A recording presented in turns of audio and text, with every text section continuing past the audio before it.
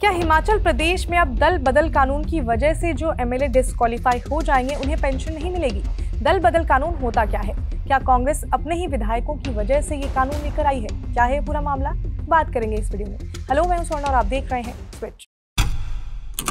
तो हिमाचल प्रदेश के मुख्यमंत्री Sukhvinder Singh Sukhu Himachal Pradesh legislative assembly allowances and pension of member amendment bill लेकर आए हैं, जिसमें ये लिखा हुआ है कि अगर कोई MLA 10th schedule of the constitution, जिसे कि दल बदल कानून के नाम से हम आम भाषा में जानते हैं, उसकी वजह से वो एमएलए डिस्क्वालीफाई हो जाता है तो वो पेंशन के लिए एलिजिबल नहीं होगा। फिर बस क्या था, इसको लेकर फिर हिमाचल प्रदेश से लेकर पूरे देश भर में बवाल मचना शुरू हो गया। इसमें यह भी कहा गया है कि अगर कोई एमएलए इस कानून की वजह से डिस्क्वालीफाई हुआ है और उसे अभी भी पेंशन मिल रही है तो वो पेंशन की रिकवरी भी की जा सकती है। मतलब जो पैसे अभी तक उसे मिले हैं उस विधायक से वो पैसे वापस भी लिए जा सकते हैं।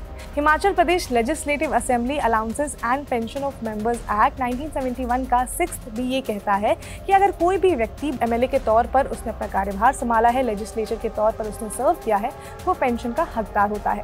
उसमें यह भी लिखा हुआ है कि उसे कितना पेंशन मिलना चाहिए।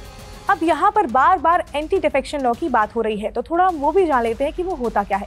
तो 1985 से पहले अगर कोई एमपी या एमएलए अपनी पार्टी छोड़कर किसी और पार्टी में शामिल हो जाते थे या फिर हाउस में अपनी पार्टी के लाइन के अगेंस्ट में चले जाते थे तो उनके खिलाफ में कोई कार्रवाई नहीं होती थी। 1985 से पहले इंडियन पॉलिटिक्स में आया राम गया राम वाला मुहावरा जो था वो काफी ज्यादा फेमस था, जिसका मतलब ये हुआ कि जिसका जब मन किया वो आ गए और जब मन किया चले गए। उनकी जवाबदेही जो थी वो नहीं होती थी। यहाँ इसका रेफरेंस पॉलिटिकल पार्टी से था। उस समय कोई भी नेता कभी भी अपने फायदे के हिसाब से पार्टी छोड़ देते थे और उनके अगेंस्ट में कोई कार्रवाई भी नहीं होती थी। 1967 में हरियाणा के एक एमएलए ने एक ही दिन में 3 बार अपनी पार्टियां बदली, लेकिन फिर इसको लेकर बाद में कानून बनाया गया। 1985 में कॉन्स्टिट्यूशन के 10th शेड्यूल में इसे ऐड किया गया, जिसे दल बदल कानून या फिर एंटी डिफेक्शन लॉ कहा जाता है, जिसमें लिखा था कि अगर कोई सांसद या विधायक पार्टी लाइन के खिलाफ जाए, अगर कोई मेंबर हाउस में पार्टी के इंस्ट्रक्शंस को फॉलो ना करे, पार्टी के अगेंस्ट में वो हाउस में वोट डाले या फिर खुद अपनी मर्जी से वो पार्टी को बीच में ही छोड़ दे, तो ऐसे सिचुएशन में दल बदल कानून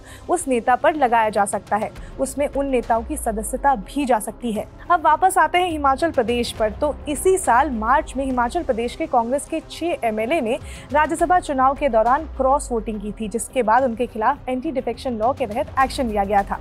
हालांकि उन्होंने इसके खिलाफ सुप्रीम कोर्ट में अप्लाई भी किया, क्योंकि उन 6 एमएलए को डिस्क्वालीफाई कर दिया गया था।